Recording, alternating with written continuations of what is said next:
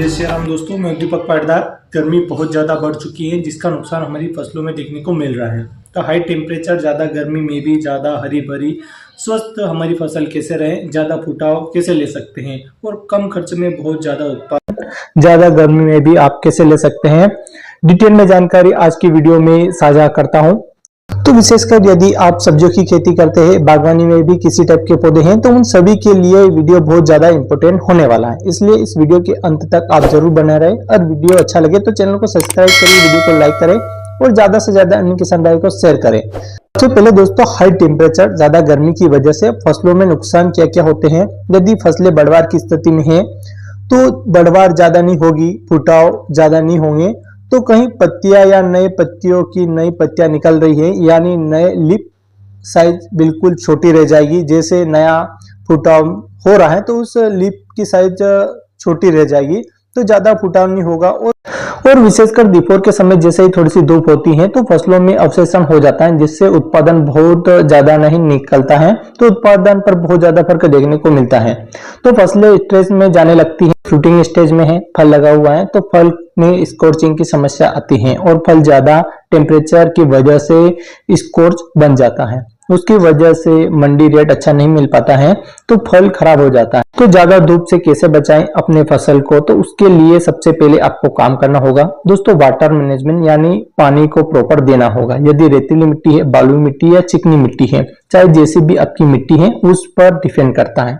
यह सब दोस्तों आपको शाम के टाइम कभी भी सिंचाई नहीं करनी है। विशेषकर ये सावधानी रखनी है, आपके पास लाइट की व्यवस्था है, पानी की प्रॉपर व्यवस्था है, सुबह 8 से 9 के करीब आपको पानी दीजिए, यानी सिंचाई कीजिए। उस समय आपकी फसल में 12 से 2 बजे तक तेज धूप रहती है तो उसका असर कम देखने को मिलता है। यदि आपकी फसल फ्रूटिंग स्टेज पर है, जैसे आपने बेट विधि से खेती करी है, तो हार्टिकल्चर जैसे आपने कोई अनार वर्गीय फसलें लगाई है, तो इस तरीके से सब्जी वर्गीय फसलों में कोई भी बेट विधि से आपने खेती कर रखी है तो फसल की साइज बन चुकी है, यानी मैच्योरिक स्टेज पर, और आपको लग रहा है कि हाई टेम्परेचर की वजह से हमारी फसल खराब हो सकती है, ऐसा लग रहा है कि फसल में फल पके नहीं है, खराब हो सकते हैं ज्यादा गर्मी की वजह से, तो एक काम कीजिए, बीच बीच में मिनी स्प्रिंकलर लगा दीजिए, बेस्ट ऑप्शन है दोस्तों। अगर पानी की व्यवस्था ज्यादा नहीं है तो उस स्थिति में आपको क्या करना चाहिए, तो उस स्थिति में बेस्ट सॉल्यूशन है दोस्तों, आप वाटर होल्डिंग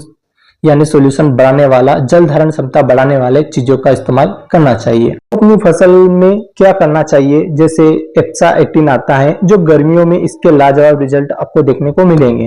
अगर गर्मी की वजह से आपकी फसल में मॉर्चिंग की समस्या आती है तो आपको स्प्रे करने की बजाय ड्रिप से चलाना चाहिए।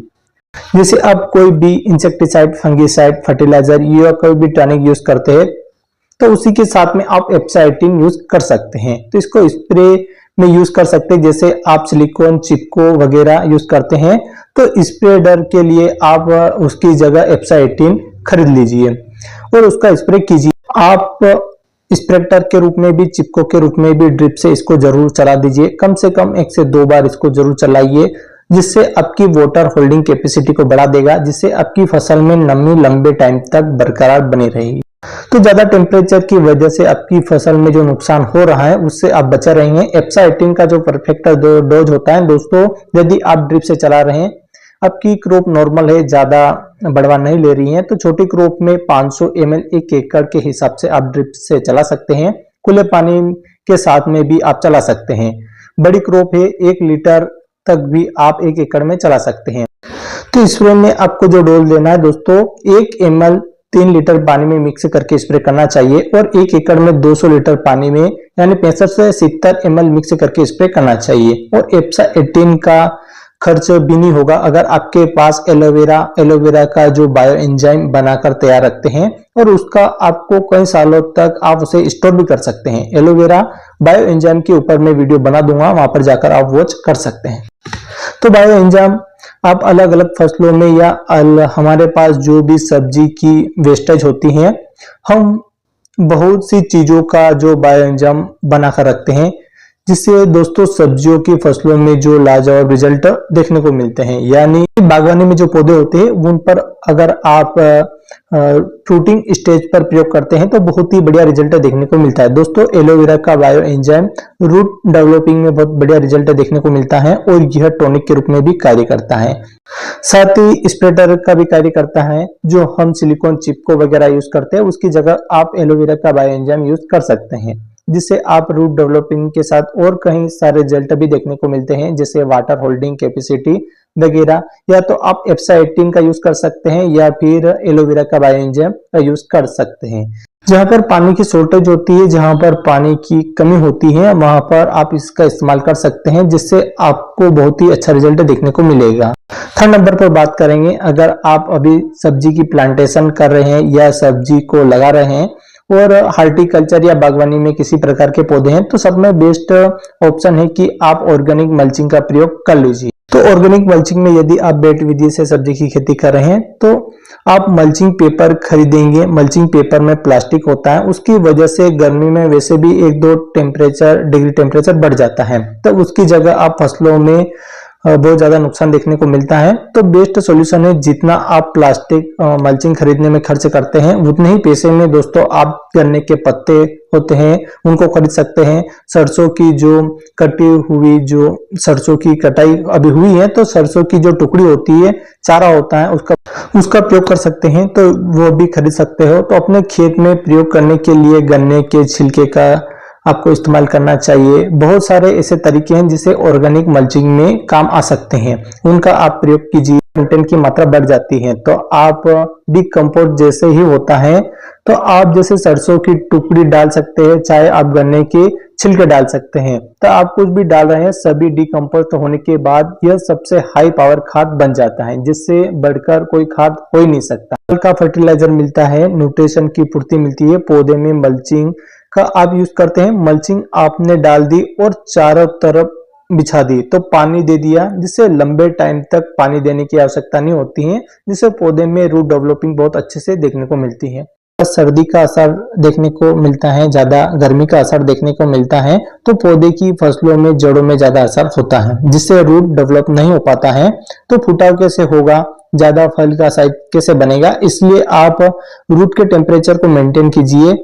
तो टेम्परेचर को मेंटेन करने का बेस्ट तरीका है आप ऑर्गेनिक मल्चिंग का इस्तेमाल कीजिए। बहुत सारे किसान करते हैं। तो दोपहर के समय सब्जी वर्गीय फसल में यानी फ्रूटिंग स्टेज पर है, तो उसमें अंसारे आ जाती है, मतलब वो स्टेज में आ जाती है। तो उसके लिए आपको एक स्प्रे करना चाहिए, जैसे इंसेक्टिसाइड का स्प्रे करना है, तो उसके रिजल्ट आपको बहुत अच्छे मिलेंगे। और किसी भी स्टेज में है, चाहे फ्लोरिंग स्टेज में, चाहे फ्रूटिंग स्टेज में फल की साइज बन रही हो, मैच्योर स्टेज में बढ़वार का समय हो, चाहे कौन सा भी समय हो, तो ऐसे समय में आप सभी इस्तेमाल कर सकते हैं। वह 3 स्प्रे के बारे में मैं आपको बताऊंगा। सबसे पहले जीवाग्रो की सी ऑप्शन का आप इस्तेमाल कर सकते हैं। 2 ml पर लीटर के हिसाब से घोल तैयार करके स्प्रे करना चाहिए। या सिजेंटा की क्वानसिड आता है, उसका आप इस्तेमाल कर सकते हैं। तो सेमी डोज है, रूटिंग स्टेज पर है, यानी आपको लग रहा है कि फसल स्टेज में जा रही है, तो फसल की स्कॉर्चिंग होने की समस्या आती है तेज धूप की वजह से, तो साइड इफेक्ट हो सकता है, तब दोस्तों आप यूज कर सकते हैं कंपनी की ग्रीन मिरेकल 3 ml पर लीटर के हिसाब से तैयार घोल करके आपको स्प्रे करना चाहिए। बहुत अच्छा रिजल्ट देखने को मिलेगा। लास्ट में बात करेंगे दोस्तों, अगर आपके पास टमाटर की फसल है, तरबूज की फसल है, तो फसलों में जिससे कैल्शियम की कमी आने से फल फटने लगते हैं या फिर तना फटने की समस्या आती है या कई टाइप की समस्या देखने को मिलती है, तो गर्मी में विशेषकर कैल्शियम की कमी देखने को, तो कैल्शियम नाइट्रेट और बोरॉन की पूर्ति आप करेंगे, तो ये बीच बीच में क्रॉप में जरूर करना चाहिए। अगर आपने फ्लोरिंग स्टेज में दे दिया या नहीं दिया, तो फ्लोरिंग स्टेज में जैसे शुरू हुआ उस टाइम पर आप दे दीजिए। सेकेंड नंबर पर जब आपके फल सेट होते हैं उस टाइम पर आप फल बन रहे हैं उस टाइम समय दे दीजिए। और तीसरा आपको देना है, फल की साइज बन रही है उस टाइम पर फसल में 3 बार आपको प्रयोग करना चाहिए। नाइट्रेट और बोरॉन का गर्मी के समय में, क्योंकि अधिक टेम्परेचर, हाई टेम्परेचर होने से फसलों में कैल्शियम की कमी बहुत ज्यादा देखने को मिलती है, और कैल्शियम नाइट्रेट के साथ आप बोरॉन भी दे सकते हैं बीच बीच में थोड़ी मात्रा में। तो कैल्शियम नाइट्रेट तो बोरॉन का आप स्प्रे जरूर करना चाहिए। अगर लंबे टाइम तक आपको रिजल्ट चाहिए तो आप ड्रिप से दे सकते हैं। 1 एकड़ में यदि बार फुटाव का समय निकल चुका है, थोड़ी बड़ी क्रॉप है तो 4 kg तक आप डाल दीजिए। थोड़ी बड़ी क्रॉप है तो 5 kg 1 एकड़ में हाईएस्ट आप चला सकते हैं। ज़्यादा आप डोज ना ले, कम मात्रा में कम लेकर बार बार आप चला दीजिए। इस तरीके से आपको इस्तेमाल करना चाहिए। तो इस तरीके के सिलिकॉन आते हैं तो सब मिक्स आते हैं और सब चिलीगेट फॉर्म में आते हैं, तो इसका भी कम से कम 1 से 2 बार आपको इस्तेमाल करना चाहिए। इससे बहुत ही अच्छे रिजल्ट देखने को मिलते हैं। इस प्रकार की मैंने कुछ जानकारी आपको साझा की। तो मेरे द्वारा दी गई जानकारी अगर आपको अच्छी लगी तो चैनल को सब्सक्राइब करें, वीडियो को लाइक करें और ज़्यादा से ज़्यादा अन्य किसान भाई को शेयर करें। तब तक के लिए सेफ हेल्थ, टेक केयर, जय हिंद, जय भारत, जय श्री राम।